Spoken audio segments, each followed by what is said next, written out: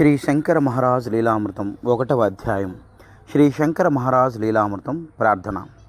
తొలి పూజను స్వీకరించి సర్వకార్యములను విజయవంతముగా జరిపించు ఓ వినాయక, నీకు సాష్టాంగ నమస్కారములు చేస్తూ శ్రీ శంకర మహారాజు చరిత్రను ఆంధ్ర భాష యందు రచించు సాహసము చేయదలిచాను తండ్రి. నీ అనుగ్రహంతో ఎంతటి బృహత్కార్యమైన సులభముగా జరిగి తీరుననే నమ్మకంతో ఈ కార్యక్రమమును ప్రారంభించుచున్నాను.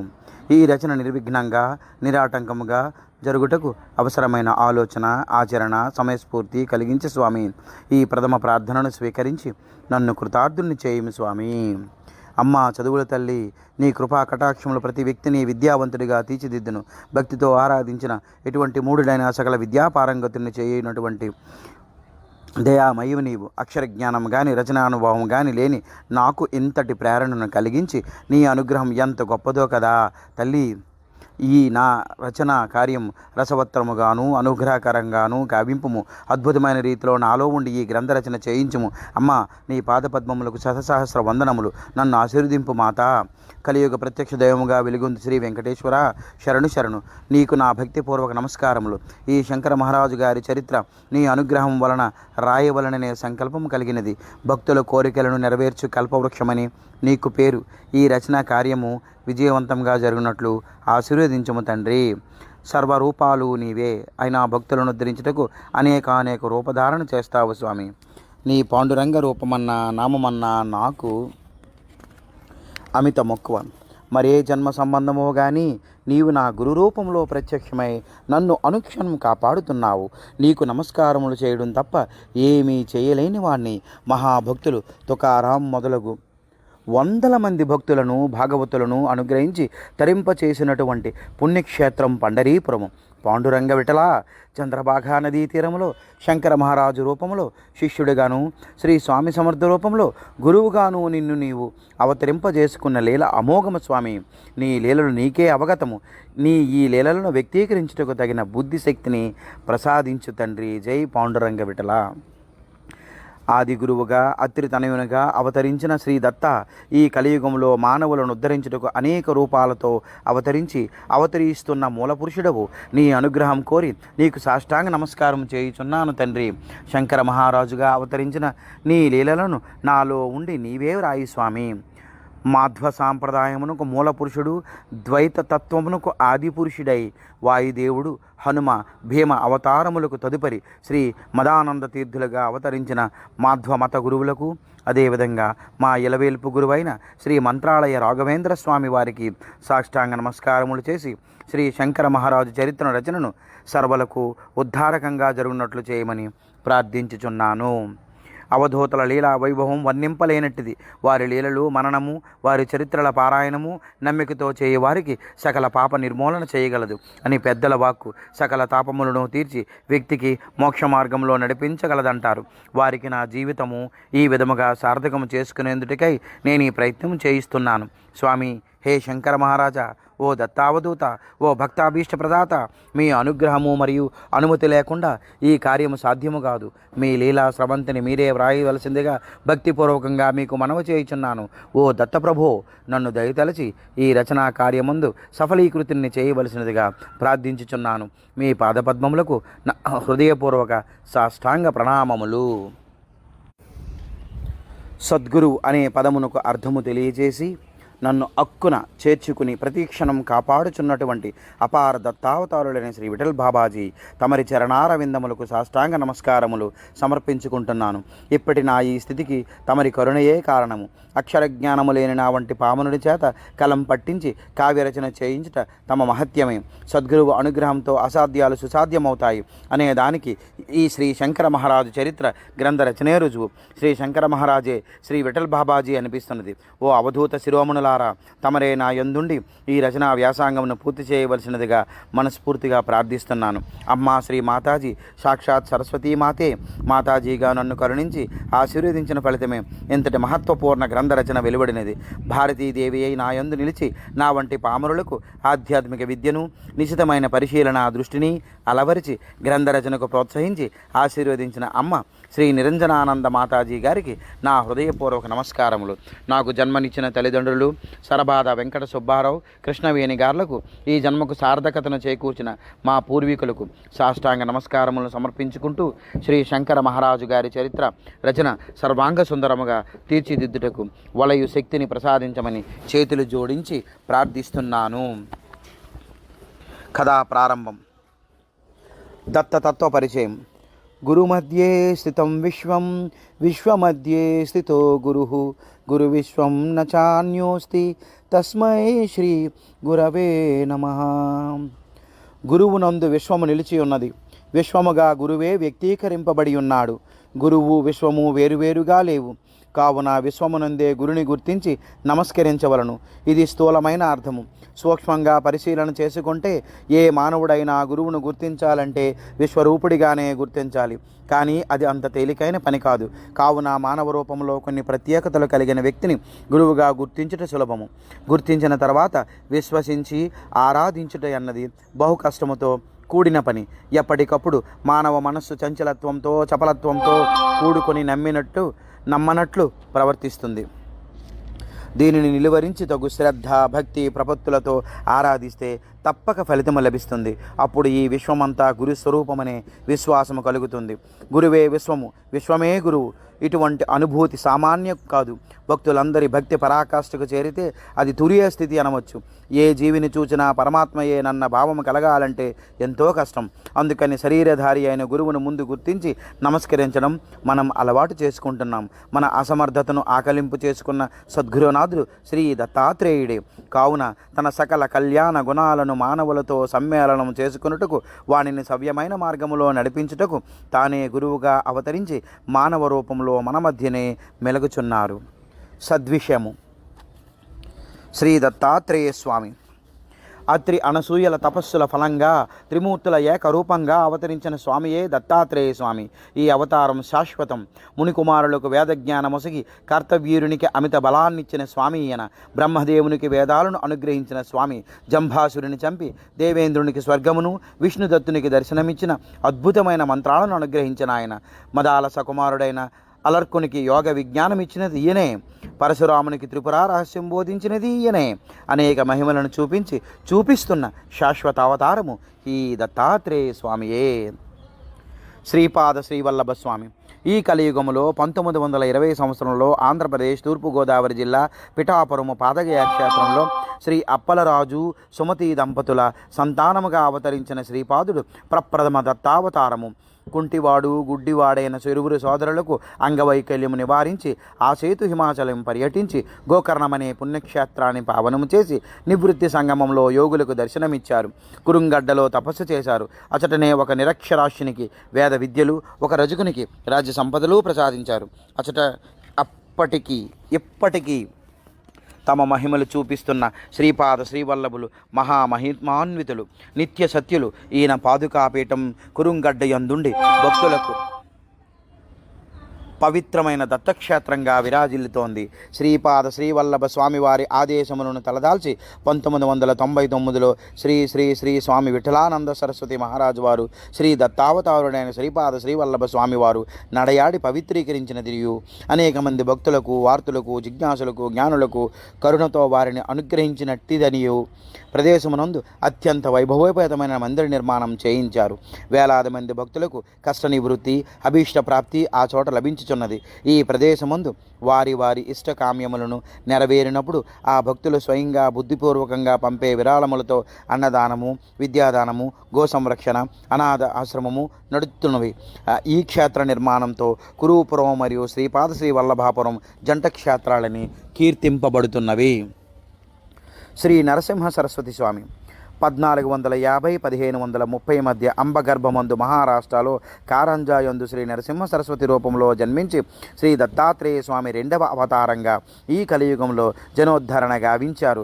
ఆయన పుట్టిన రోజున వెంటనే ఓంకారం ఉచ్చరించారు. 9 ఏండ్ల వయసులో సన్నిసించి ఆ సేతు హిమాచలం పర్యటించారు. శ్రీకృష్ణ సరస్వతిని గురువుగా స్వీకరించి కాశీలో సన్యాస దీక్ష తీసుకున్నారు. ఆయన లీలలకు అంతులేదు. గొడ్డు బర్రెతో పాలు పిండించారు. మూర్ఖుని విద్యావంతునిగా చేశారు. కుష్ఠరోగులను నయం చేశారు. విశ్వరూపం చూపించారు. పంచముడి నోట వేదములు పలికించారు. 60 సంవత్సరాలు పైబడిన పండ్లు ఊడి నడుము వంగిన వందిన సంతానవతిగా దీవించారు. సాయం దేవునికి అపమృత్యువు నుండి కాపాడారు. గృహస్థ పతివ్రత ధర్మాలు, శిష్య ధర్మాలు బోధించారు. అనేక ప్రదేశములలో పాదుకా ప్రతిష్ఠ చేసి దత్తక్షేత్రాలుగా చేసి అన్నిటి యందు తామున్నామని ప్రకటించారు. నరసింహవాడిలో చనిపోయిన పిల్లవాడిని బతికించారు. సావిత్రికి మాంగళ్య భాగ్యం ప్రసాదించి అర్ధాయుషి గల భర్తను బ్రతికించారు. ఎండు కట్టెను చిగురింపచేశారు. తుఫాన్లో నేలపాలు కావలసిన పర్వతేశుని పంటను కాపాడి అమిత ధనవంతునిగా చేశారు. మ్లేచ్ఛరాజును రాజపుండి నుండి కాపాడరు. ఈ విధమైన అనేక లీలలు చూపించి భక్తులను ఇప్పటికీ కాపాడుతున్న ఈ స్వామి నిర్గుణ పాదుకులు గుల్బర్గా దగ్గర గల గానుగాపురములో ప్రతిష్ఠించారు. శ్రీ మాణిక్య ప్రభువులు దత్తావతార పరంపరలో శ్రీపాద శ్రీవల్లభ నరసింహ సరస్వతి తర్వాత కర్ణాటకలోని గుల్బర్గకు 50 మైళ్ళ దూరములోని కళ్యాణి నగరము కలదు. ఇచ్చటనే శ్రీ మాణిక్య ప్రభువులు వారు 3వ దత్తావతారముగా అవతరించారు. వారు ఈశ్వరనామ సంవత్సరం మార్గశిర శుద్ధ చతుర్దశి మంగళవారము దత్త జయంతి నాడు అనగా క్రీస్తకం 22/12/1817 రోజున మనోహర నాయకుడు భయాదేవికి ద్వితీయ సంతానముగా భూమిపై అవతరించారు. ఈయన శ్రీరామనవమి రోజున వారి తల్లి గర్భంలో ప్రవేశించినారని ప్రతీతి. దీనికి ముందు త్రేతాయుగమున సీతామాత హనుమంతునికి ఒక మాణిక్యహారమును బహుమతిగా ఇవ్వగా ఆంజనేయ స్వామివారు అందు శ్రీరాముని నామరుచి కనబడలేదని ఆ మాణిక్యహారమును తురించివేయట జరిగినది. తరువాత అట్లు చేసినందుకు ఆంజనేయ స్వామి కూడా విచారము చెందగా దానికి శ్రీరామచంద్రుల వారు సీతామాతను ఆంజనేయ స్వామిని జరిగిన దానికి ఊరడించి ఆ మాణిక్యహారమును భద్రపరిచి రాబోవు కలియుగమందున నా అంశతోటి దత్తావధూత మాణిక్య ప్రభువుగా ఈ హారమే ఉద్భవించునని వరముసిగినారని వారి జన్మ కారణమును నిర్వచించి ఉన్నారు. శ్రీ మాణిక్య ప్రభువులు వారి చిన్నతనమునే వారి తండ్రి గారు కాలధర్మము చేసి వారు తరువాత వారి తల్లిగారైన భయాదేవి వీరి అన్న హనుమంతుడు దాదాగా మరియు తమ్ముడు నృసింహునితో కలిసి ఉండెను. మాణిక్య ప్రభువుల వారు ఎటువంటి విద్యాభ్యాసము చేయలేదు. ఎప్పుడూ ఆధ్యాత్మికంగా ఉండేవారు. బాలోన్మత్త పిశాచ వేష అనునట్టులు ఉండేవారు. అందువలన ఇతనిని వేడాబావు పిచ్చి సోదరుడని పిలిచేవారు. అయితే ఆయన ఏమి చెబితే అది జరిగేది. అందువలన ప్రజలందరూ కూడా ఆయనను కలిసి తమ ఇష్టార్థములు నెరవేర్చుకునేవారు. వీరు బాల్యం నుండి అనేక లీలలు ప్రదర్శించి ఎంతోమందిని ఉద్ధరించినారు. తర్వాత కళ్యాణి వద్ద మాణిక్య నగరమునందు ఒక గాదిని ఏర్పాటు చేసి అందు స్థిరనివాసముగా ఉండిరి. ఈయన జీవితకాలంలో అక్కలకోట మహారాజు గారిని కలిసిన తర్వాత తదుపరి దత్తావతార కార్యక్రమమును ఆయనకు అందచేసి 1865న మార్గశిర శుద్ధ ఏకాదశి దినమున జీవ సమాధి నుండి ఇప్పటికీ మాణిక్య ప్రభువుల వారి శిష్య పరంపర కొనసాగుతూ ఉన్నది. ఈయనకి కీర్తనలు భజనలు అంటే చాలా ఇష్టం. శ్రీ మాణిక్య ప్రభువులను ఎవరు తమ ఇంటిలో గాది ఏర్పాటు చేసి ఆయనను ఆవాహన చేసి భజనలు కీర్తనలు గావించదురో వారిని వెన్నంటే కాపాడుతున్నారు. శ్రీ స్వామి సమర్థ అక్కలకోట మహారాజు గారు ఆశ్వీజ మాసం పంచమి బుధవారం 1856వ సంవత్సరంలో శ్రీ స్వామి సమర్థ మొదటిసారిగా అక్కలకోటలో కనిపించారు. అప్పటి నుండి 22 సంవత్సరములు తన మహాసమాధి పర్యంతం అక్కడే ఉన్నారు. ఈయన అసలు పేరు, వయస్సు, తల్లిదండ్రుల పేర్లు, కులగోత్రములు మొదలైనవి ఎవరికీ తెలియవు. అయితే ఈయన 2వ దత్తావతారమైన నరసింహ సరస్వతి ఏనని కొంతమంది ఆంతరంగిక భక్తులకు తెలియజేసినారు. ఈయన నరసింహ సరస్వతి యతిగా 300 సంవత్సరములు తపస్సు చేసి అనంతరం 100 సంవత్సరములు అఖిల భారతావనిలో పర్యటించి చివరగా శ్రీ స్వామి సమర్థగా అక్కలకోట వచ్చినారు. శ్రీ స్వామి సమర్థ ఎందరినో గురుభక్తులను ఉద్ధరించినారు. ఎందరో అవధూతలను చేసినారు. ఈయన వయోవృద్ధులైన అవధూత అయినప్పటికీ శరీరము యవ్వనముతోనే ఉండిపోయినది.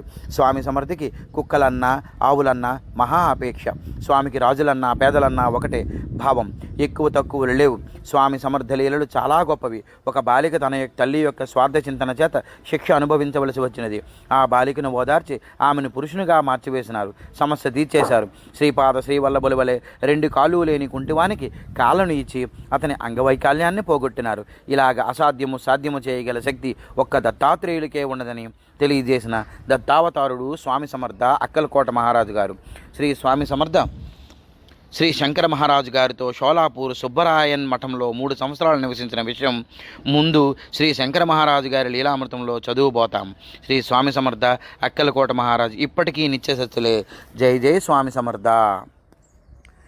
షిరిడి సాయిబాబా 1400 శతాబ్దంలో అవతరించిన ప్రథమ దత్తావతారులైన శ్రీపాద శ్రీవల్లభులు తమ తీర్థయాత్రలో భాగంగా బదరికా వనములో ఆంజనేయ స్వామికి సీతారామ లక్ష్మణులతో దర్శనమిచ్చి రాబోవు కాలమున షిరిడీ సాయిబాబాగా అవతరించమని ఆజ్ఞాపించినారు.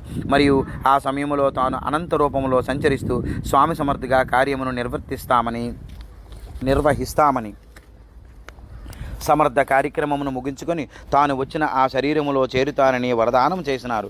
మరియు షిరిడీ సాయిబాబా అవతారము సకల దేవతా స్వరూపముగాను సమాధి పర్యంతము తరువాత కూడా సదా జాగృతమై ఉండునని, దీన జనోద్ధరణ జరుగుతూనే ఉండునని శ్రీపాద శ్రీవల్లభులు ఆంజనేయ స్వామికి ఇచ్చిన వరము ప్రకారం అయోనిజుడు సద్బ్రహ్మచారి అయిన షిరిడీ సాయిబాబాగా అవతరించను. షిరిడీలో 1856లో ఒకసారి కనిపించి కొన్ని నెలల నుండి అదృశ్యమై తిరిగి 1858లో దర్శనమిచ్చారు.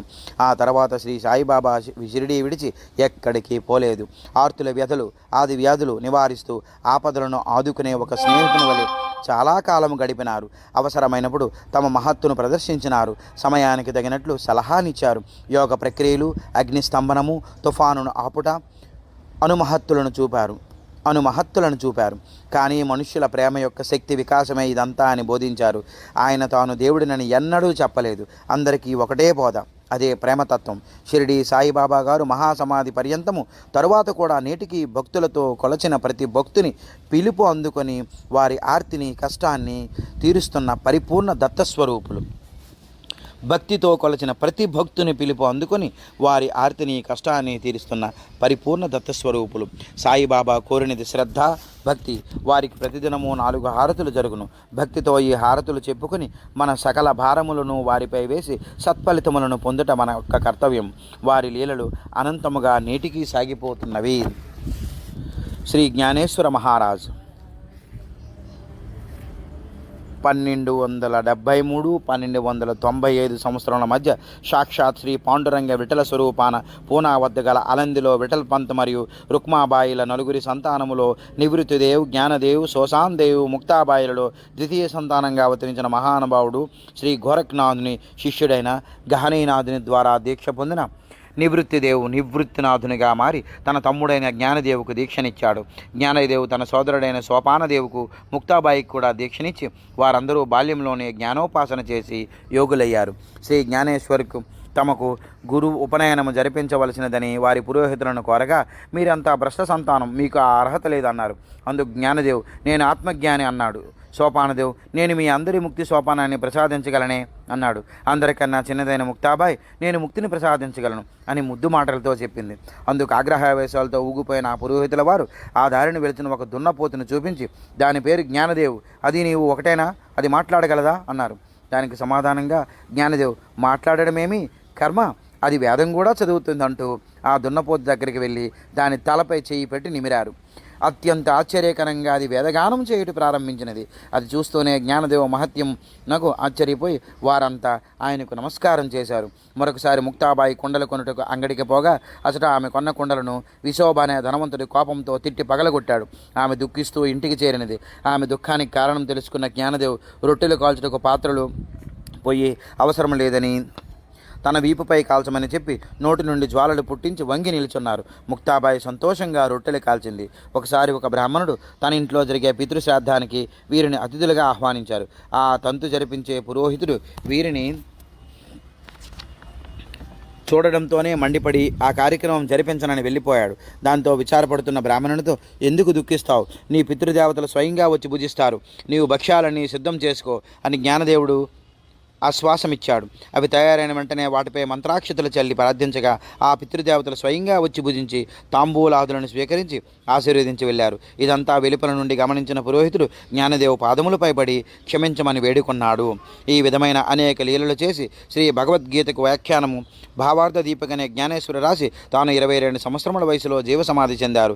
ఇప్పటికీ తన భక్తులకు దర్శన భాగ్యం అనుగ్రహిస్తున్నారు యోగి. ఈయన సమాధిని సంజీవన సమాధి అంటారు.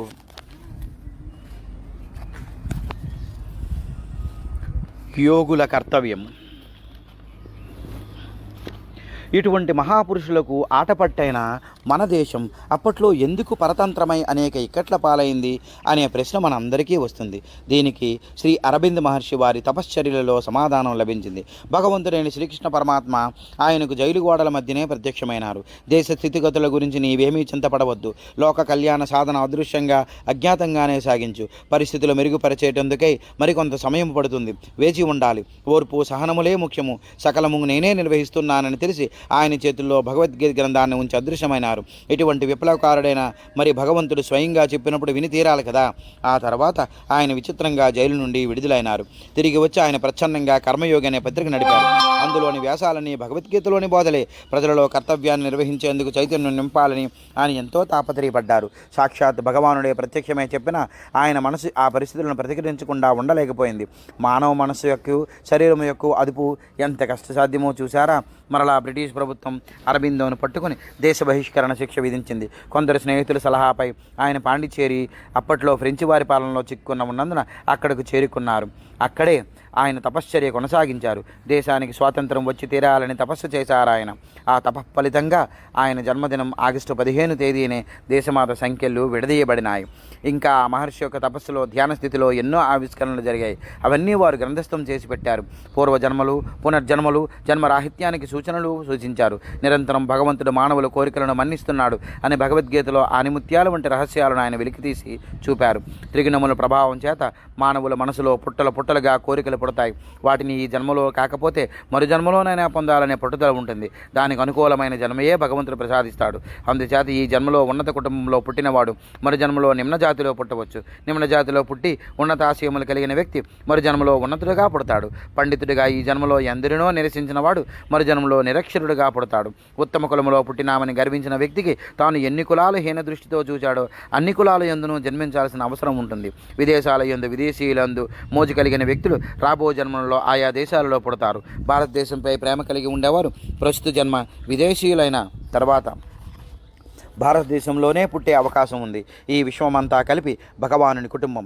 ఏ బిడ్డకు ఏమి ఇవ్వాలో ఆ పరమాత్మయే నిర్ణయించిస్తాడు. అంతేకాదు కామ, క్రోధ, లోభ, మోహ, మద, మత్సర్యములనే మన జన్మ కారణాలని ఎవడు గ్రహించి వానిని పక్కకు పెట్టగలడో వాడు భగవానుడు ఇచ్చేదానికి పుచ్చుకునేందుకు సిద్ధముగా ఉంటాడని ఆయన తెలిపారు. పునర్జన్మ కానీ జన్మరాహిత్యానికి కానీ ఈ జన్మలోనే బాట వేసుకోవాలని హెచ్చరిక చేశారు.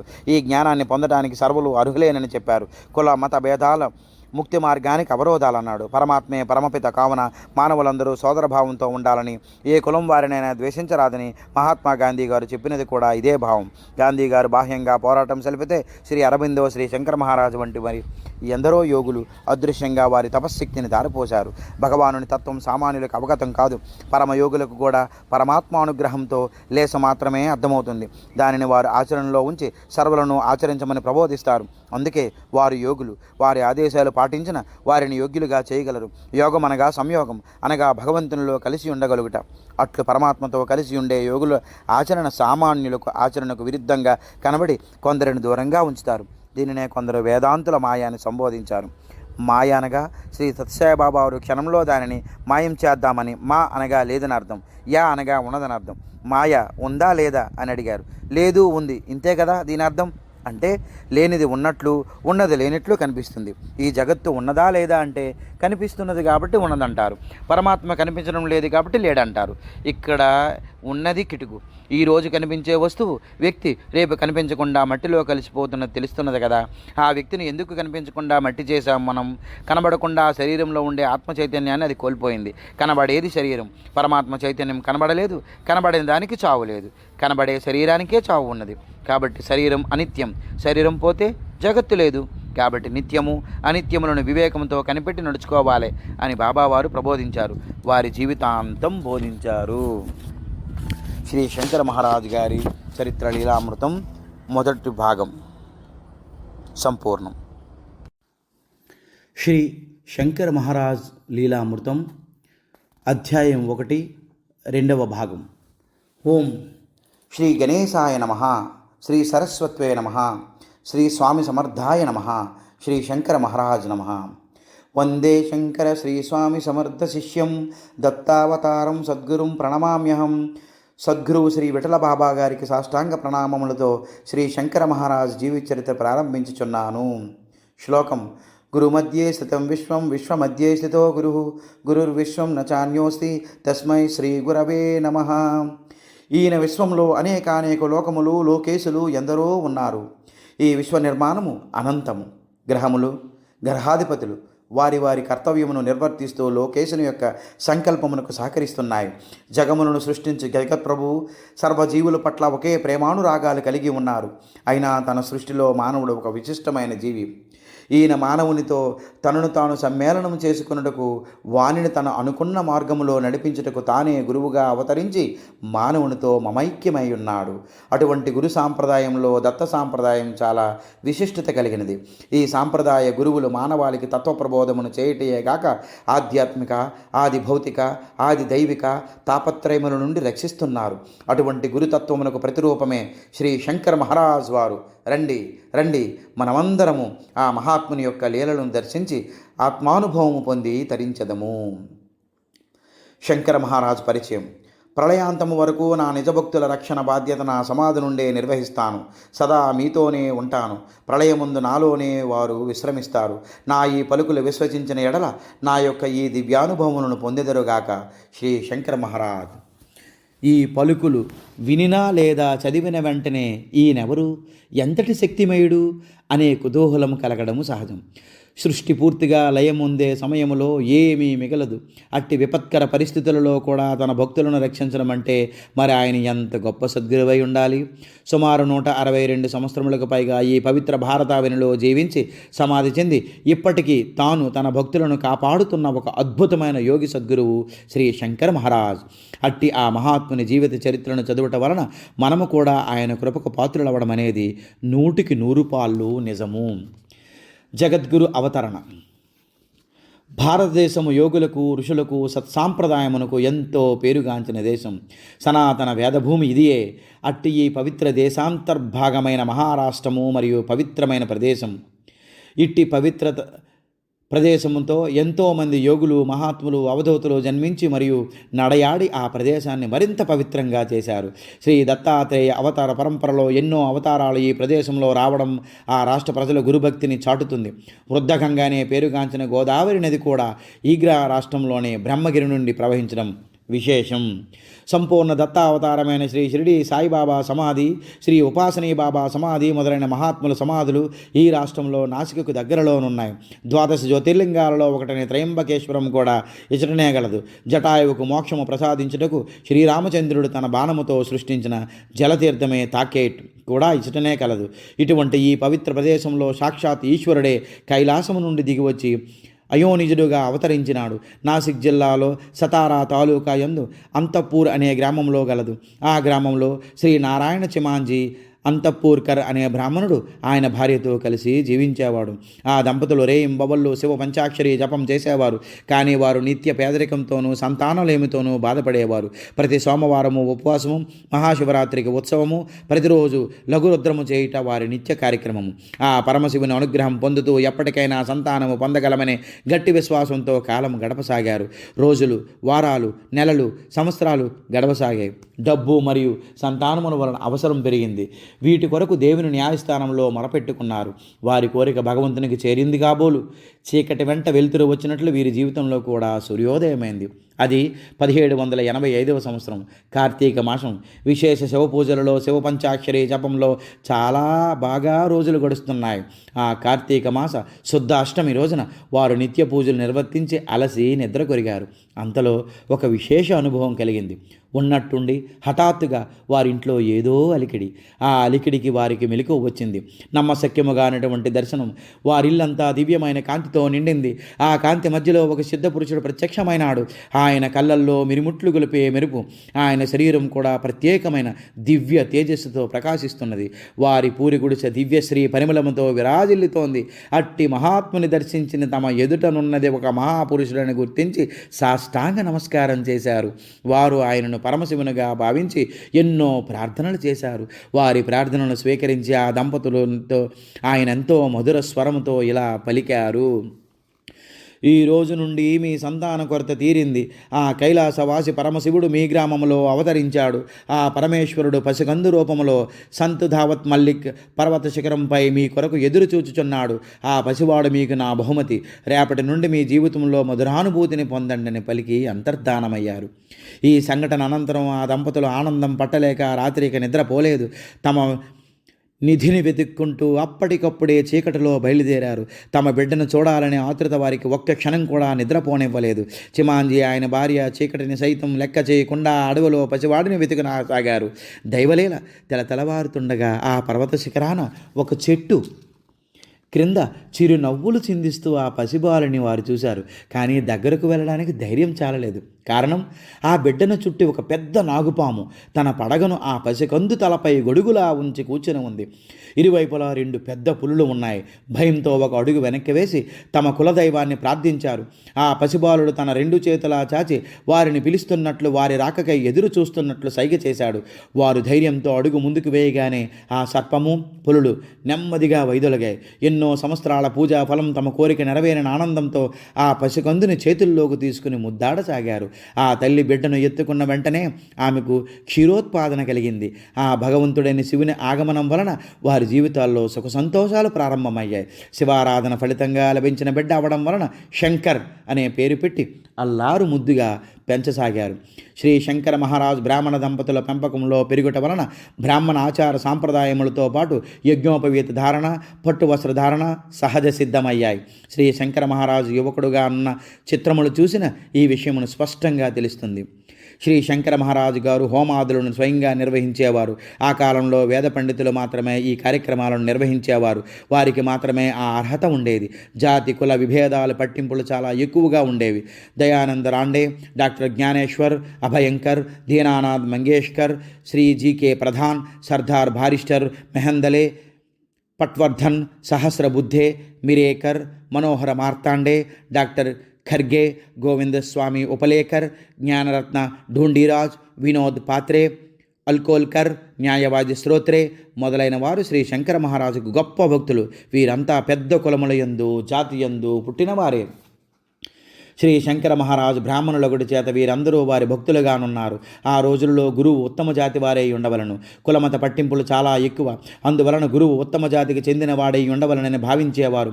అదీగాక తక్కువ జాతి వారిని దేవాలయములలోకి రానిచ్చేవారు కాదు. శ్రీ శంకర మహారాజు గారి లాకెట్ పైన మరియు ఆయన సమాధి పైన శంకర నారాయణ అంతర్పోర్కర్ అని ఆయన పేరు చెక్కబడి ఉన్నది. అదేవిధంగా మహారాజు త్రయంబకేశ్వర్ మహారాజు వంశచరిత్రను గ్రంథంలో శంకరనారాయణ అంతర్పోర్కర్ అని సంతకం చేయుట ఆ ఆలయ ప్రధాన అర్చకుడు రాంభాను అల్కోల్కర్ గృహమునందు జరిగినది. దీనివలన మహారాజు నామధేయము మరియు కుల వివరములు వెల్లడి అయ్యాయి. వాసింలో శ్రీ శంకర మహారాజు అధ్యాపకుడిగా ఉండేవారు. ఆ కాలంలో అధ్యాపక వృత్తి బ్రాహ్మణులదే. మహారాజుకు తల్లి కానీ తండ్రి కానీ లేరు. ఆయన బ్రహ్మచారిగానే ఉండేవారు. కానీ కొందరు వారి బంధువులుగా చెప్పుకుంటారు. మహారాజు బ్రాహ్మణ కుటుంబంలో పెరిగి పెద్దవారయ్యారు. కానీ వారు అయోనిజులు వారి బంధువులు అని అసత్యం చెప్పేవారిని జాగ్రత్తగా పడుటకు గాను ఈ విషయం స్పష్టంగా వ్రాయడమైనది. శ్రీ శంకర మహారాజు జననం గురించి భిన్న అభిప్రాయములు. శ్రీ చిమాంజీ దంపతులకు అయోనిజునిగా లభించడం, తదుపరి ఆయన ఆశీర్వాదములతో వారికి కవలలు జన్మించడం, ఆ కవలలు జన్మించిన తర్వాత శ్రీ శంకర మహారాజు హిమాలయములకు వెళ్ళడం అనేది ఒక వివరణ. శ్రీ విఎం పండిట్ సుమారు 2001 సంవత్సరంలో ఆ గ్రామాన్ని దర్శించగా అచట చిమాంజీ దంపతులు నివసించిన గుడిసె శిథిలావస్థలో ఉండటాన్ని, అచట వారి వంశస్థులు నివసించడాన్ని చూడడము జరిగినది. అచట ఆ కొండకు దగ్గరలో ఒక ముస్లిం దర్గా కూడా ఉంది. శ్రీ శంకర మహారాజ్ లభించింది ఇక్కడే. దావల్పీర్ అనే దర్గా అచటనే గలదు. అది మొదటి కథ. ఇక రెండవది దీనికి చాలా దగ్గరగా ఉంది. అయితే ప్రదేశాలు వేరు. కానీ అది కూడా మహారాష్ట్రలోని భీట్ పర్భనీ ప్రాంతం. ఒక గొడ్రాలు సంతానము కొరకు 18 సంవత్సరములు నిరంతర శివారాధన చేసిందట. ఆమె తనకు ఒక కుమారుడు కలగాలని ఆమె శివుని మందిరంలో నిత్య పూజలు చేసేది. ఆ విధముగా 18 సంవత్సరాలు గడిచాక ఒక రోజున 8 సంవత్సరాల బాలుడు అష్టవంకరలతో నున్నతను ఆమె వద్దకు వచ్చి వక్షాన్ని స్పృశించాడు. అంత ఆమెకు క్షీరోత్పాదన కలిగినది. అతని స్పర్శ వలన తనకు కలిగిన అనుభవాన్ని పురస్కరించుకుని ఆ పిల్లవానికి తన కుమారుడిగా భావించి అతనితో ఆ మాటే చెప్పింది. అంత ఆ బాలుడు ఆమెతో త్వరలో ఆమెకు కవలలు పుడతారని అంతవరకు తాను ఆమెతో ఉంటానని చెబుతాడు. అంత పసివాడికి శంకర అనే పేరు పెట్టి పెంచుకుందామె. ఆ బాలుడు చెప్పిన విధంగా ఆమె 2 కవలలకు జన్మనిచ్చింది. వారు జన్మించిన వెంటనే శంకర హిమాలయాలకు వెళ్ళిపోయారు. మహారాజు సమాధి చెందినప్పుడు 80-90 సంవత్సరాల వయస్సు గల 2 వృద్ధులు తమ అన్న సమాధి అయ్యారని సమాధిని చూచి అన్నారట. ఏది ఏమైనప్పటికీ మహారాజు జననం శతాబ్దాల ముందే జరిగినది. ఇక 3వది డాక్టర్ నాగేష్ జ్ఞానేశ్వర్ అనే భక్తుడు శ్రీ మహారాజు స్వయంగా చెప్పిన విషయాలను గురించి వ్రాసినది. ఇందులో పండరీపురంలో శ్రీ స్వామి సమర్థ మహారాజు కలయిక, తర్వాతనే శ్రీ శంకర మహారాజుకు తమ కర్తవ్యం, అవతార ప్రయోజనం తెలిసిందన్నట్లు రాయబడింది. ఈ విధముగా శ్రీ శంకర మహారాజు జన్మ వృత్తాంతము ఒక జవాబు లేని ప్రశ్నగానే మిగిలిపోయింది. శ్రీ దత్తాత్రేయ అవతారములలో మొదటి 3 శ్రీపాద శ్రీవల్లభ, శ్రీ నరసింహ సరస్వతి, శ్రీ మార్తాండ మాణిక్య ప్రభువుల చరిత్రలలోని వారి జన్మ వృత్తాంతం చాలా చక్కగా లభిస్తుంది. కానీ శ్రీ స్వామి సమర్థ, షిరిడీ సాయి, శంకర మహారాజ్, గజానన్ మహారాజ్ చరిత్రల్లో వారయోజనులుగా మాత్రమే ప్రకటమైనట్లు స్పష్టమవుతుంది. ఇచట వారి జన్మ వృత్తాంతం గాక వారి లీలలు, జీవన విధానము, భక్తజన సంరక్షణ ఇత్యాది విషయంలో మాత్రం చాలా చక్కగా లభించడం విశేషం. గురువు అనుగ్రహం పొందడానికి వారి చరిత్ర పారాయణ ముఖ్యంగాని వారి ఆవిర్భావ విమర్శ కాదు. బాలయోగి పరాక్రమం. చిమాంజీ మరియు అతని భార్య శ్రీ శంకర మహారాజ్ చిన్నతనంలో జరిగిన విశేషాలలో చాలా ఆశ్చర్యంతో మరియు ఆయన శివుని అవతారమనే ఆనందంతో పొంగిపోయేవారు. వారి ఇల్లు ఎప్పుడూ పసిపాపలతో, చిన్నపిల్లలతో నిండి ఉండేది. వారి ఆటపాటలతో ఇల్లు కలకలలతో నిండి ఎంతో ఆహ్లాద వాతావరణంలో ఉండేది. ఈ తిట్టడము, కొట్టడము, చెట్లెక్కుట, పిల్లలకు తన పిడికిడి నుంచి మిఠాయిలు సృష్టించబడము, జనులకు వారి భవిష్యత్తు గురించి చెప్పడం అతి త్వరలో నిజమొకట పరిపాటి అయిపోయింది. శంకర్ చిన్నపిల్లవాడిగా ఉండే సమయంలో అతను దగ్గరలోనున్న అడవికి వెళ్ళి పాములతో ఆడుకుని వాటిని తిరిగి అడవిలో వదిలిపెట్టేవాడు. అతని చేతులు పొడవుగా మోకాళ్ళు దాటి ఉండి ఆజాను బాహువుగా ఉండేవారు. శరీరం ముందు 8 వంపులు కలిగి ఉండి అష్టావక్రగా ఉండేవాడు. పెద్ద పెద్ద కళ్ళతో చాలా తేజోవంతంగా ఉండేవారు. పక్షులతో ఆడుకుంటూ తన భుజములపై పక్షులను ఉంచుకొని వాటితో చాలా చక్కగా కాలక్షేపం చేసేవారు. ఆధ్యాత్మిక మరియు వేదాంత విషయములలో శంకరుడు అపార పాండిత్యమును కనబరిచేవాడు. అంతాపూరు గ్రామమంతా ఈ విషయం తెలుసుకుని అతనిని గొప్ప యోగిగా చూచేవారు. గృహము నుండి ప్రపంచమునకు. శ్రీ శంకర్ 4 గోడల మధ్య ఉండి ప్రపంచంలోనున్న దుఃఖము గురించి చాలా విచారించి ఇల్లు వదిలి వెళ్ళుటకు నిశ్చయించుకున్నాడు. ఈ విషయం విన్న వెంటనే అతని తల్లి కన్నీరు మున్నీరైంది. వెంటనే చిన్ని శంకరుడు, అమ్మా, నీవు నన్ను చాలా బాగా చూసుకుని పెంచి పెద్ద చేశావు.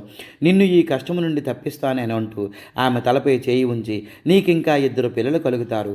వారు పుట్టిన తర్వాత నేను బయలుదేరి వెళ్ళదను. నీవు సుఖ సంతోషాలతో ఉంటావు అని అన్నారు. శ్రీశంకరుని పలుకులు త్వరలోనే నిజమయ్యాయి. సరిగ్గా సంవత్సరంలోగా ఆమెకు 2 బిడ్డలకు జన్మనిచ్చింది. అంతలో శంకరుడు తన తల్లిదండ్రులతో తాను ఇక బయలుదేరక తప్పదని చెప్పి వారిని ఒప్పించి అసలైన సత్యాన్వేషణకై, అంటే భగవంతుడు తప్ప తక్కినదంతా మిథ్య, హిమాలయ పర్వతములకు బయలుదేరాడు. అంత చిన్న వయసులో అతను ఆ విధంగా ఇల్లు వదిలిపోవట ఎవ్వరికీ ఇష్టం లేదు. ఆ ఊరి జనమంతా కన్నీటితో అతనిని ఆపాలని ప్రయత్నించారు.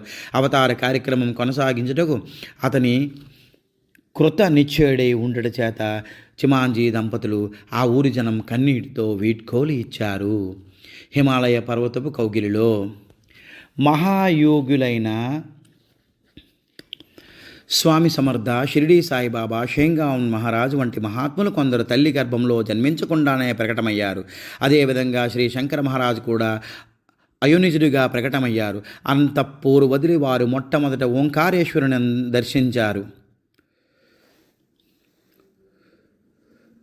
సందర్శించారు. జ్యోతిర్లింగాలలో ఒక్కటైన ఓంకారేశ్వరుని దర్శించి నర్మదా నదిని దాటి మామాలేశ్వరిని దర్శించి ఉజ్రైన్కు బయలుదేరారు. అచ్చట మహాకాళేశ్వరుని దర్శించి దట్టమైన అడవులు, గ్రామములు, పట్టణములు దాటి హిమాలయములకు ప్రయాణిస్తూ హరిద్వార్ చేరారు.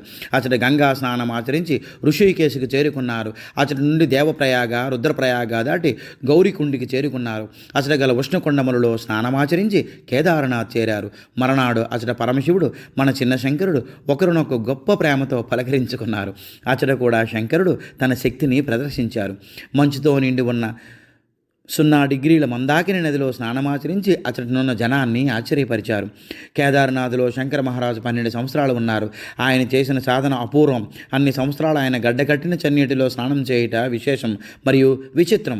శంకర మహారాజ్ కేదార్నాథ్ నుండి బద్రీనాథ్ కూడా దర్శించారు. ఆయన అలకనంద నది ఒడ్డున ప్రయాణం చేసి రుద్రప్రయాగ చేరుకున్నారు. అలకనంద మందాకినికి నదుల సంగమ ప్రదేశం చేరి అతడు కొన్ని రోజులు గడిపి అతడి నుండి ప్రయాగకు ప్రయాణమయ్యారు. త్రివేణి సంగమమునందు స్నానమాచరించి కొన్ని దినాలు గడిపారు. తరువాయి నుంచి మధ్యప్రదేశ్లోనున్న సత్పూర పర్వత శ్రేణుల వైపు ప్రయాణం చేశారు. ఆ సత్పూర పర్వతములలో దోపిడీ దొంగలు మహారాజును అడ్డగించారు.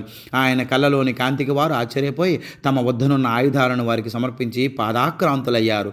మహారాజు ఉపదేశాల వలన వారు పరివర్తన చెంది తమ జీవన విధానాన్ని మార్చుకుని జ్ఞానులయ్యారు.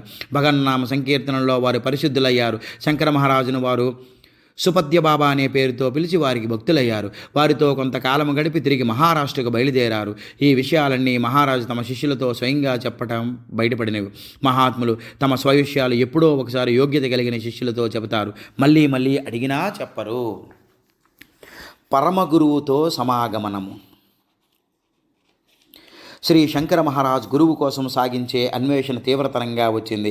ఆయన తన ఆధ్యాత్మిక గురువు కోసం చంద్రభాగ నది ఇసుక తిన్నెలపై అన్వేషణ సాగుతోంది. ఆ శుభగడియ రానే వచ్చింది. అదే గురు శిష్యుల సమాగమం. పవిత్రమైన పండరీ క్షేత్రంలో చంద్రభాగ నది ఒడ్డున శ్రీ స్వామి సమర్థ తన శిష్యుడైన శ్రీ శంకర మహారాజును కలిశారు. వారు తమ శిష్యునితో కలిసి షోలాపూర్ సుబ్బరాయ మఠమునకు వెళ్ళారు. అచటనున్న జనార్దన బువ అనే మహంతుకు శ్రీ శంకర మహారాజ్ స్థానంలో దత్తాత్రేయ స్వామి దర్శనమైంది. జనార్దన బువ జీవితకాలపు ఆశ క్షణాన తీరింది. హద్దు మీరిన ఆనందాన్ని అతను అనుభవించాడు. స్వామి సమర్థ పరిచయం చేయకముందే శ్రీ శంకర మహారాజు గొప్పతనాన్ని గుర్తించాడు. శ్రీ శంకర మహారాజును శ్రీ స్వామి సమర్థ జనార్దన బోవాకు పరిచయం చేశారు. సుబ్బరాయ మఠంను ఒక పవిత్ర మఠం ప్రదేశంగా మారింది. కారణం శ్రీ స్వామి సమర్థ, శ్రీ శంకర మహారాజ్, శ్రీ జనార్దన బువ మహంత్ మరియు శ్రీ విఠల్ జోగన్ మొదలైన మహానీయులు అచ్చట నివసించడమే. శ్రీ శంకర మహారాజు శ్రీ స్వామి సమర్థతో కలిసి 3 సంవత్సరాలు సుబ్బరాయ మఠంలో ఉన్నారు. ఆపై వారి గురువాజ్ఞపై ఆయన దీన జనోద్ధరణ నిమిత్తం బయలుదేరి వెళ్ళారు. శ్రీ స్వామి సమర్థ అట్నుంచి అక్కలకోట వెళ్ళిపోయారు. ఆ సమర్థ సద్గురు తన శిష్యుడైన శ్రీ శంకర మహారాజుకు కావలసిన ఆధ్యాత్మిక శక్తులన్నీ ప్రసాదించి ఆశీర్వదించారు. శ్రీ స్వామి సమర్థనే ఉద్ధరింపబడిన యోగులందరిలో శ్రీ శంకర మహారాజు ప్రసిద్ధులయ్యారు. శ్రీ స్వామి సమర్థుల ద్వారా యోగశక్తులను ఆత్మజ్ఞానమును పొంది ఎందరో యోగపూర్ణులైనారు. శ్రీ స్వామి సమర్థులు శ్రీ శంకర మహారాజు వారి హృదయంలో చిరస్థాయిగా నిలిచిన్నారని అనేక నిదర్శనాల ద్వారాను దర్శనాల ద్వారాను తెలియవస్తున్నది. అంతేగాక అప్పటికి సామాజిక పరిస్థితులలో యోగిగా ఎలా మెలగాలో ఆ విధానాన్ని శ్రీ స్వామి సమర్థే శ్రీ శంకర మహారాజుకు నిర్ధారించినట్లు మనం గ్రహించుకోవాలి.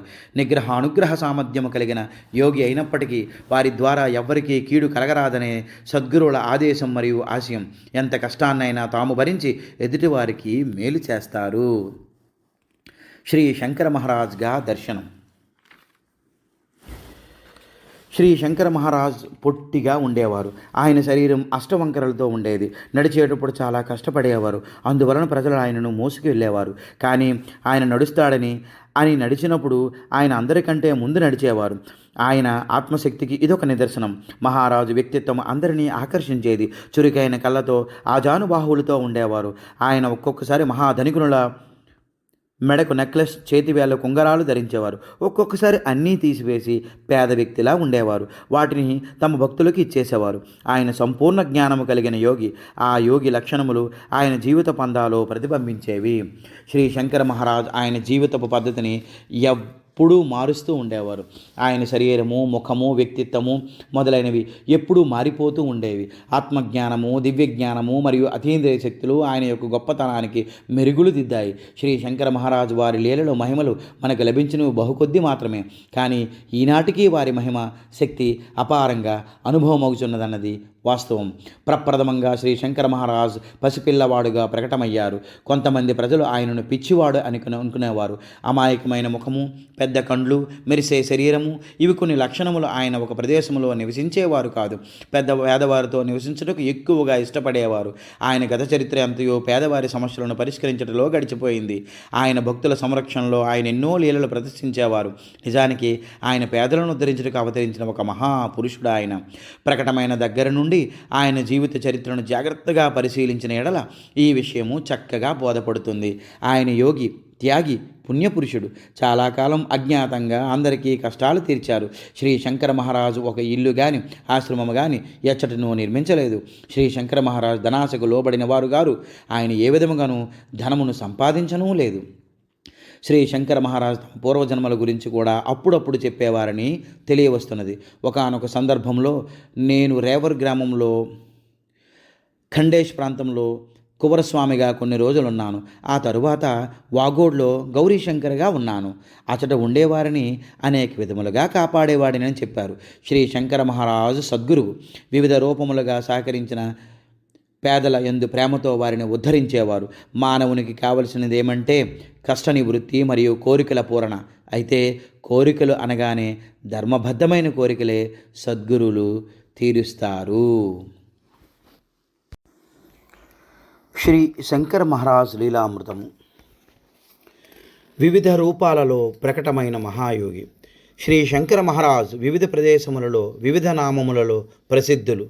ఉదాహరణకు సుపద్య బాబాగా సత్పుర పర్వత ప్రాంతములలో, దేవియా బాబాగా గుజరాత్ రాష్ట్రములో, రహీం బాబాగా ముస్లింలకు, కుపరస్వామిగా ఖండేష్లో, గౌరీశంకర్గా వాగోడ్లో, శ్రీ శంకర్ మహారాజ్గా మహారాష్ట్రంలో, సెయింట్ టోబోగా ఆఫ్రికాలో, నూర్ మహమ్మద్ ఖాన్గా అరేబియా దేశాలలో, లహరీ బాబాగా మధ్య భారతంలో, గురుదేవ్గా దక్షిణ భారతంలో, జాన్గా జపాన్లో, ఇంగ్లాండులో ప్రకటమయ్యారు.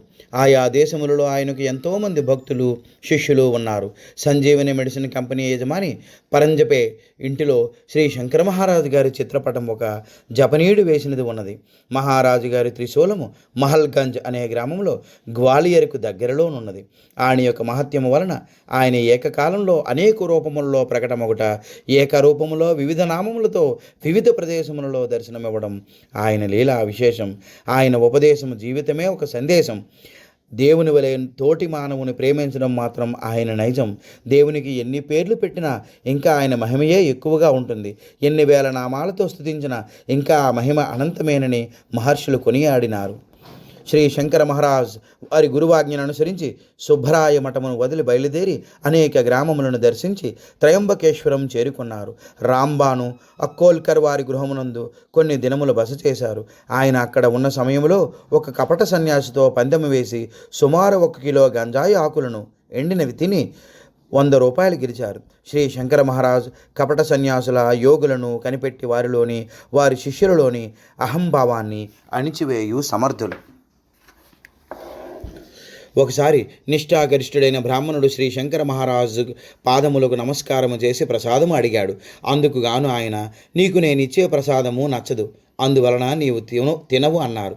అయినా వినకుండా ప్రసాదం కోసం బలవంత పెట్టసాగాడు. అతని ప్రార్థన వినిన తర్వాత ఒక చిన్న కోడిగుడ్ల పొట్లం అతనికి ఇచ్చారు. అతను ఆ పొట్లాన్ని భద్రపరుచుకుని త్వరగా వెళ్ళిపోయాడు. ఆ తర్వాత ఇంటికి వెళ్ళి ఆ పొట్లము విప్పు చూసి అందున్న కోడిగుడ్లను చూసి శివశివ అనుకుంటూ వాటిని చెత్త కుండీలో వేసి ఇంటిని గోమూత్రముతో ప్రోక్షణ చేసి శుద్ధుడిని అయ్యాను అనుకున్నాడు. కోడిగుడ్లను ఇంటికి తేవడం వలన సద్బ్రాహ్మణుడైన తన ఇల్లు అపవిత్రమైనది అనుకున్నాడు. జ్ఞానబుబ అనే వ్యక్తి ఆ బ్రాహ్మణుని ఇంటికి వెళ్ళి జరిగినది తెలుసుకొని వెంటనే చెత్తకుండీ దగ్గరికి వెళ్ళి ఆ పొట్ల మొక్కరకు వెతుకగా అందు మంచి మామిడి పండ్లు ఉండడం చూస్తాడు. వాటిని ఎంతో భక్తితో తీసుకుంటాడు. ఈ దృశ్యాన్ని చూసి ఆ ఛాందస బ్రాహ్మణుడు శ్రీ శంకర మహారాజ్ పాదములపై పడి క్షమాపణ వేడతాడు. ఆ క్షణం నుంచి శ్రీ శంకర మహారాజు గారికి పరమ భక్తుడిగా మారాడు. గొప్ప గురువు సద్గురువు శ్రీ శంకర మహారాజ్ ఆయన భక్తులతో ఎప్పుడు వారి గురువైన శ్రీ స్వామి సమర్థ గొప్పతనాన్ని గూర్చే చెబుతుండేవారు. ఆయన శ్రీ స్వామి సమర్థ సమాధి మందిరాన్ని, వటవృక్షాన్ని తరచు దర్శించేవారు.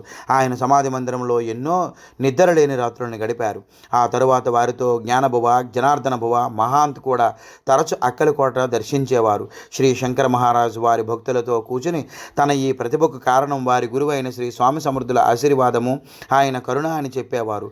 వారి భక్తులను శ్రీ స్వామి సమర్థకు నమస్కరించమని, ప్రార్థించమని చెప్పేవారు. ఆయన జీవించినంతకాలం శ్రీ స్వామి సమర్థ అవతార దినము, సమాధి ఉత్సవాలను చాలా బాగా జరిపించేవారు. శ్రీ శంకర మహారాజు ఎప్పుడు ఇలా చెప్పేవారు, నీటిని వడపోసి త్రాగాలి, అదే విధముగా గురువుని ఎన్నుకునేటప్పుడు పరీక్షించి ఎన్నుకోవాలి.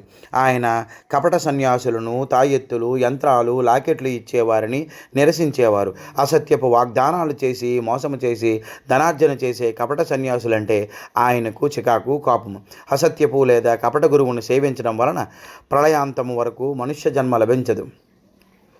ఆయన అభిప్రాయ ప్రకారం శిష్యుడు గురువుని అన్వేషించనవసరం లేదు, గురువే శిష్యుని వెతుక్కుంటూ వస్తారు. ఈ విషయం శ్రీ శంకర మహారాజు గారి విషయంలో నిజమైంది. ఆయన గురువు ఆయనకు అక్కలకోటలో గాక పండరిలో దర్శనమివ్వడం దీనికి ఉదాహరణ. సాక్షాత్ శివుని అవతారమైన శంకర మహారాజు పరీక్షించి గురువుని ఎన్నుకున్నారు. గురువును ఎన్నుకోవాలి అన్నారు. శ్రీ గురు శిష్యుల కలయిక దైవ నిర్ణయముగా ఉంటుంది. దాని ప్రకారం వారి సమాగమము జరుగుతుంది అని చెప్పారు. హజరత్ బాబాజాన్ శ్రీ శంకర మహారాజ్ తమ పర్యటనా క్రమంలో పూనా చేరుకుని స్థిరపడ్డారు. ఆయన భారతదేశం మొత్తం పర్యటించారు. ఆయన పూనాలో ఆర్మీ క్యాంపు దగ్గర ఉండేవారు. ఆ రోజుల్లో అక్కడ ఒక దిగంబర యోగిని ఉండేవారు. ఆమె ఒక సిద్ధయోగిని. శ్రీ శంకర మహారాజ్ ఆమెతో కొద్ది కాలం నివసించారు. ఆమెను తన తల్లిగా చెప్పేవారు. ఆమె పేరు హజరత్ బాబా జాన్. మచ్చేంద్రనాథ్ ధునిని ప్రజ్వలింపజేయుట. ఒకసారి శ్రీ శంకర మహారాజు తమ శిష్యులతో రండి అందరూ కన్హోబాని కలుసుకుందామన్నారు. ఒక భక్తుడు త్వరపడి ఎద్దుల బండిని సిద్ధం చేశారు. 10-15 మంది ఎద్దుల బండిలో కూర్చుని బయలుదేరారు. శ్రీ శంకర మహారాజు స్వయంగా బండిని తోలుతూ ఎద్దులతో ఎంతో మధురంగా మాట్లాడుతూ ప్రయాణము సాగించారు. ఆ అమాయక ప్రాణులైన ఎద్దులు శ్రీ శంకర మహారాజు గారి పలుకులను ఆస్వాదిస్తూ ఎంతో ఉల్లాసంతో పరిగెత్తసాగాయి. మచ్చేంద్రనాథ్ సమాధిని తమ శిష్యులతో సహా చేరుకున్నారు. శిష్యులందరూ శ్రీ మచ్చేంద్రనాథ్ సమాధిని దర్శించి నమస్కారం చేసుకున్నారు. అచట శ్రీ మచ్చేంద్రనాథ్ ఏర్పరిచిన ధుని వద్దకు శ్రీ శంకర మహారాజు వచ్చి అలక్ అని పెద్దగా శబ్దం చేసి కట్టెలు లేకుండానే అందు అగ్ని పుట్టించారు. ఈ చమత్కారమును చూసి శిష్యులంతా ఆ ధునికి నమస్కారము చేసి శ్రీ మహారాజు కూడా నమస్కరించి కూర్చున్నారు. శ్రీ మహారాజ్ సమాధిలో కూర్చుని ఉన్నారు. ఆయనే ధ్యాన సమాధి నుంచి ఈ విధముగా చెప్పసాగారు. నేను కైలాసవాసిని. నేనెవరు అనే విషయాన్ని కనుక్కోవడానికి ప్రయత్నించవద్దు. నా జాతి, కులము, మతము వగైరాలు ఏవి అనే విషయాలపై తర్కించకండి. నా ఆకారాన్ని చూసి అపార్థం చేసుకోవద్దు. నాలో ఉన్న భగవంతుణ్ణి చూడండి. నన్ను పూజించండి. హృదయపూర్వకంగా ప్రార్థించండి. అందరి యందు దయా ప్రేమ చూపండి. సకల జీవుల యందు కరుణ కలిగి ఉండండి. మోసకారులైన సన్యాసుల వెంట పడకండి. సాధన చేసిన యోగుల చమత్కారములను చూపించగలవారే గాని మీ నుదిటి రాతను మార్చలేరు. నా ప్రియమైన శిష్యులారా, మీరు కపట యోగుల మాయలో పడవద్దు. మీ నమ్మకమును స్థిరముగా ఉంచి సాధనను, తపస్సును పెంచుకొని దైవానికి దగ్గరకండి. ఆయన శిష్యులకి ఈ సందేశాన్నిచ్చి తిరిగి నగరుకు చేరుకున్నారు. మార్గం మధ్యలో జరిగిన సంఘటన ఇది. వారు మచ్చేంద్రనాథ్ నుండి బయలుదేరి వస్తుండగా దట్టమైన అడవి గుండా ప్రయాణం చేయసాగారు. మధ్యలో శ్రీ శంకర మహారాజ్ బండి దిగి నిల్చున్నారు. ఆయన ముఖ కవలికల్లో మార్పు రాసాగింది. పెద్దదైన ఆయన కనులు ఇంకా పెద్దవి కాసాగాయి. అంతలో శ్రీ శంకర మహారాజు గారు పెద్దగా అలక్ అని శబ్దం చేసి ఒక ప్రదేశాన్ని చూపించారు. అక్కడే తవ్వమని ఆదేశించారు. త్రవ్వకంలో ఒక శివలింగము బయటపడింది. దానికి ఆయన వృద్ధేశ్వర్ అని పేరు పెట్టి దగ్గరలోనున్న గ్రామస్తులకు అచట ఒక దేవాలయము నిర్మించమని ఆదేశించారు. అప్పటి నుండి ఇప్పటిదాకా ప్రతి సంవత్సరం ఆ శివలింగం పెరుగుతూనే ఉంది. వృద్ధి పొందే లింగము కనుకనే వృద్ధేశ్వర్ అని నామకరణం చేశారు. ఒకసారి శ్రీ సద్గురు శంకర మహారాజ్ వృద్ధేశ్వర మందిరములో జరుగు సంకీర్తనలో తీవ్ర ధ్యాన సమాధిలోకి వెళ్ళారు. ఆయనతో పాటు శిష్యులైన డాక్టర్ జ్ఞానేశ్వర్, కుకడే కాక మొదలైన వారు కూడా ఉన్నారు. ఉన్న ఫలంగా శ్రీ శంకర మహారాజ్ బయటికి వెళ్ళారు. కొద్దిసేపట్లో ఒక పెద్ద పులి వచ్చి దేవాలయంలోనికి ప్రవేశించి శివలింగం చుట్టూ తిరిగి వెళ్ళిపోయింది. అందరూ భయంతో విలవిల్లాడి మహారాజునే ప్రార్థించుకున్నారు. అంతలో శ్రీ శంకర మహారాజ్ రాగా ఆయనతో ఈ విషయం చెప్పారు. అందుకు ఆయన, నా శిష్యులను ఎందుకు తింటాను అన్నారు. ఆయనే పులి రూపంలో వచ్చారని శిష్యులకు స్పష్టం చేశారు. భూలోక గంధర్వుడు.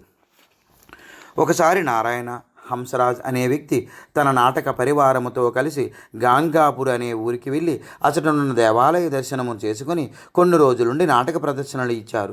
చివరి రోజు ప్రదర్శన అయిన తర్వాత అందరూ గాంగాపూర్ రైల్వే స్టేషన్కి వచ్చారు. కానీ వారు వచ్చే సమయానికి రైలు చివరి రైలు వెళ్ళిపోయింది. రాత్రి కావడంతో అందరూ స్టేషన్లో నిద్రపోదామన్నారు. కానీ ఖాళీ కడుపుతో ఉండడం చేత ఎవ్వరికీ నిద్ర రాలేదు. అందరూ ఆకలితో అటు ఇటు దొరుకుతున్నారు. అర్ధరాత్రి సమయము ఏమీ అందుబాటులో లేవు. కానీ ఆ సమయంలో ఒక వ్యక్తి పూరి బాజీ అమ్ముతూ వచ్చాడు. అసలే ఆకలితో ఉన్నారేమో, ఆ మాట వారందరికీ అమృతము సోకినట్లే నిద్ర లేచి పొట్ట పగిలేలా తిన్నారు. వారు అతనికి డబ్బివ్వగా అతడు రేపు తీసుకుంటానని వెళ్ళిపోయాడు. మరుసటి రోజు ఉదయం అందరూ అతని కొరకు ఎదురు చూచుచున్నారు. కానీ ఏమాత్రం అతని జాడలేదు. ఈలోగా రైలు రానే వచ్చింది.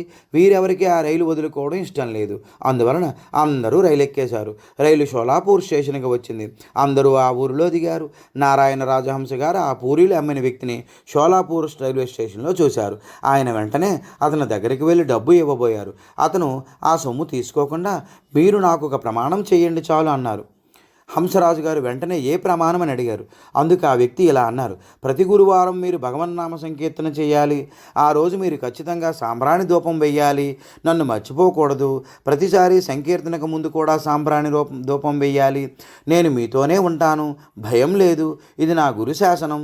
ఇది నేను మీకు ఇస్తున్న వరం. నీవు భూలోక గంధర్వుడువు కాగలవు అన్నారు. ఆ మాటలు విని ఆశ్చర్యపోయాడు నారాయణ హంసరాజు. కానీ మాస్టర్ కృష్ణారావు ఆ పూరీలు అమ్మిన వ్యక్తి మారువేషంలో ఉన్న శంకర మహారాజుని గుర్తించి స్టేషన్లో సాష్టాంగ నమస్కారం చేశారు. ఆయనతో పాటు మిగిలిన సభ్యులు నారాయణ హంసరాజు గారు కూడా సాష్టాంగ నమస్కారం చేశారు. శ్రీ శంకర మహారాజు చెప్పిన విధంగా 32 సంవత్సరాలు పాటించారు. ప్రతి నాటకానికి ముందు గురువారం నామ సంకీర్తనకు ముందు తప్పనిసరిగా సాంబ్రాణి ధూపం వేసేవాడు. రావు సాహెబ్ బంగ్లా యందు పూనాలో ప్రతి గురువారం నామ సంకీర్తన చేసేవారు. శ్రీ నారాయణ హంసరాజు గారు శ్రీ సత్యనారాయణ వ్రతం చేసి ప్రసాదం పంచారు. శ్రీ శంకర మహారాజు మాటలు నిజమయ్యాయి. అతనికి బాలగంధర్వ అనే బిరుదుతో సత్కారం జరిగింది. సరదాగా శ్రీ శంకర మహారాజు నారాయణ హంసరాజు గారిని నాటక తెరను తీసేవారు. ఆయన కూడా కొన్ని నాటకాలలో నటించేవారు. ఒకసారి శ్రీ శంకర మహారాజ్ శరీర అవయవాలన్నీ వేటికి వాటిని తీసేశారు. నాటకం చూస్తున్న జనమంతా భయంతో పారిపోయారు. శ్రీ శంకర మహారాజ్ ఖండయోగంలో కూడా ప్రసిద్ధులు. మరొకసారి శ్రీ నారాయణ హంసరాజు గారి నాటక ప్రదర్శనకు విలన వేషం వేస్తే వ్యక్తి రాలేదు. శ్రీ మహారాజుకు నాటకంలో ప్రతి సన్నివేశం డైలాగులతో సహా కంఠస్థం వచ్చు. ఆయన విలన్ వేషం నేను వేస్తానని వేదికపైకి వచ్చారు.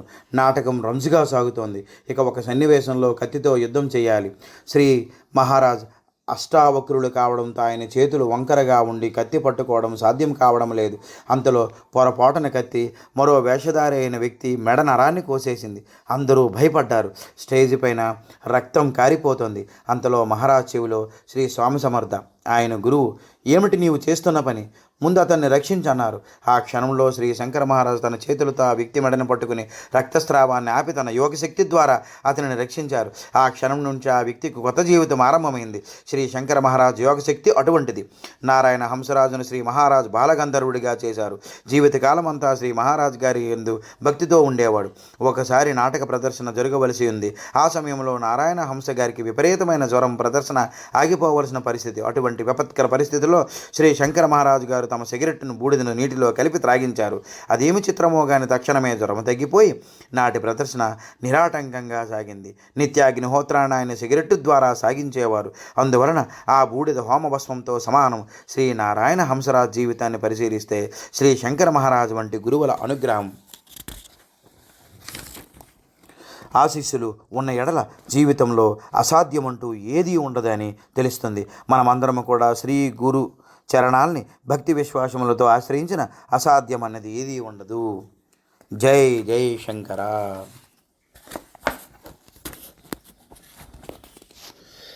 మహాయోగిని కలిసిన బారిస్టర్ శ్రీ శంకర మహారాజు పూనాలో శాశ్వతంగా స్థిరపడ్డారు.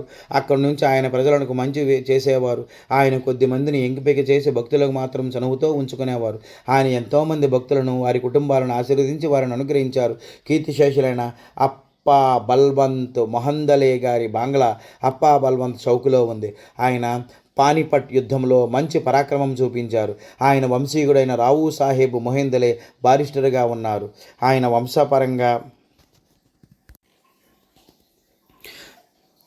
పర్యాయంగా సంక్రమించిన ఆ బంగళాలో ఉండేవారు. ఆయన మొదటి భార్య జబ్బు చేసి మరణించింది. తర్వాత ఆయన జ్ఞానేశ్వరిని నిత్యం పారాయణం చేసేవారు. అతడు జ్ఞానేశ్వరి ప్రతి వాక్యాన్ని ఎంతో శ్రద్ధగా నేర్చుకుని దాని పారాయణంలో అతని భార్యను పోగొట్టుకున్న దుఃఖాన్ని క్రమంగా మరిచిపోయాడు.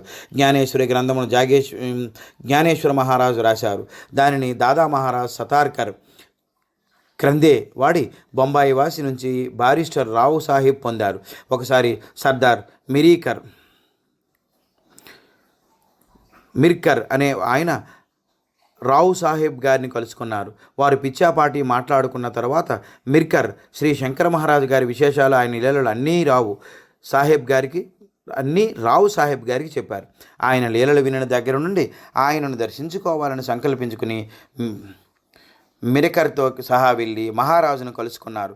వారిని దర్శించుకున్న క్షణంలో వారికి సాష్టాంగ నమస్కారం చేశారు. ఆ సమయంలో శ్రీ శంకర మహారాజు తెల్ల ధోతి కట్టుకుని తెల్లని చొక్కాతో గడ్డంతోనూ పొడవాటి జుట్టుతో ఉన్నారు. మహారాజు రావు సాహెబ్ను తమ గుండెలకు హత్తుకొని, నీవు చరిత్రలో ప్రసిద్ధి చెందిన వంశానికి వారసుడువు, కానీ నీవు ఒక బారిస్టర్ మాత్రమే. నీ జీవితం నాశనమైపోయింది, కానీ చింతించుకు. ఈ క్షణం నుండి నీ జీవితం సంతోషంతో నిండి ఉంటుంది. నీ బంగ్లా జ్ఞానేశ్వరి తరంగాలతో ప్రతిధ్వనిస్తుంది అని ఆశీర్వదించారు. మహారాజు గారి ఆశీర్వాదంతో రావు సాహెబ్ మహేంద్రలోకి రెండవ వివాహం జరిగింది. ఆయన భార్య శ్రీమతి పద్మావతికి. కానీ అందరూ ఆమెను తై సాహెబ్ అని పిలిచేవారు. ఆమె శ్రీ శంకర మహారాజును జీకే ప్రధాన్ గారింట్లో కలుసుకుంది.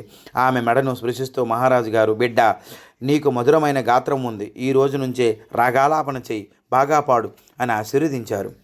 మరుసటి దినము దాదా మహారాజ్ సతాత్కర్ వివరించిన భజనలు రావు సాహెబ్ మరియు ఆయన భార్య విన్నారు. దాదా మహారాజ్ సత్కార్కర్ జ్ఞానేశ్వరిని ఆమెకిస్తూ, అందరూ వినేలా పాడు, అందరికీ దీనిని వివరించు అని చెప్పారు. ఆ రోజు రాత్రి వినాయకుడు ఆమెకు స్వప్న దర్శనమిచ్చి ఆమె మెడను తాకారు. ఆ తరువాత భార్యాభర్తలు ఇద్దరూ కలిసి వారి బంగ్లాలో జ్ఞానేశ్వరిని గానం చేయసాగారు. సద్గురు శంకర మహారాజు తరచుగా వారి బంగ్లాను దర్శించేవారు. బాలగంధర్వుడైన నారాయణ హంస జీకే ప్రధాన్ తరచుగా వారి బంగ్లాను శ్రీ శంకర మహారాజు గారితో కలిసి దర్శించేవారు. జ్ఞానేశ్వరి గానంలో వారు కూడా తరచుగా పాల్గొనేవారు. రావు సాహెబ్ ఎంతో సంతోషించేవారు.